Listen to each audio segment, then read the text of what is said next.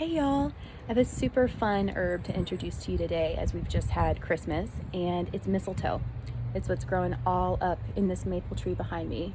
So I wish I would have done this on Christmas, but y'all Southerners are gonna have your decorations up until 4th of July anyway, so no big deal. So mistletoe, first of all, let's talk about identification. A lot of times you're not gonna be able to reach it. A lot of times it's gonna be growing up in the canopy of trees like it's doing in this one, but you can see kind of like right up there and here, it grows in this circular pattern. That's what it'll look like a big ball up in the tree. It'll be green when nothing else is, and the leaves, if you can get close enough to see them, they're gonna appear very succulent and they're gonna appear almost oval in shape. From about October through December, it will make these white, really sticky berries with these little seeds in them. And that's actually how it's populated, is birds will come and they'll eat the seeds and then they'll poop them out. And those seeds will stick, because they're like super viscous, they'll stick to the tree that they land on, and then as the plant grows, it'll bury its little rootlets into the cambium layer of the tree and extract the nutrients from the tree, and that's how it'll live. It's actually considered a hemiparasitic plant. And if it's not taken down, it will eventually kill the tree. It will take quite a while, but as with all parasitic plants, it does have sort of a symbiotic relationship in the ecosystem, because when a tree falls, it feeds the forest floor and all that stuff. So mistletoe is actually used medicinally, believe it or not. It's not something that I use because it is extremely potent and strong. You have to use it in really small doses and very carefully. It's not something that I have a lot of experience with. And it's only the viscous album species that's used. So there's hundreds of plants that are called mistletoe. The viscous album is the only one that you can use medicinally.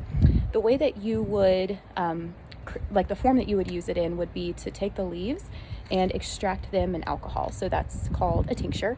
And then you could use that for a few different issues. So the big ones, and the reason why it's such a valuable medicinal plant, is because it's used for things like petit mal seizures, vasoconstrictive headaches, as a very quick blood pressure reducer. So you're thinking, what do these things all have in common? They have in common being vasodilating and helping more blood flow go to the brain. This is why it's such a powerful plant, which is really incredible that we have it everywhere, as long as you get the right species. It's also used as a really potent sedative. So some herbalists will use this to potentiate other sedative formulas for sleep or mental health or nervous system issues where there's too much stimulation. Can be used really powerfully that way. It obviously has this history of, like, you walk underneath it with somebody and you kiss them. So the story behind that and where that originated is actually, as far as we know, it's been going on before the 1800s. There was this tradition where a couple would walk underneath the mistletoe, and then they would actually, share a kiss, and then they would both consume a berry, and then they would kiss again. And they would do this, repeat this, until all the berries were gone. And as this was going on, they would become more and more inebriated, because it does, with its sedative effects, it does eventually act like a hallucinogen. So they would become more and more inebriated as this went on, and then you can imagine where that went. So Washington Irving even referred to this. He's the author of Sleepy Hollow. He even referred to this in something that he wrote. Like mistletoe with all of its pretty white berries is, the peril of all pretty maidens, or something like that. But anyway, it's got a long history, not only, that we've adopted in our culture, but also medicinally. So just thought I would introduce this to y'all. If you see it around, check it out. If you collect it, just make sure you don't spread it, because again, it is parasitic. But have fun. Merry Christmas.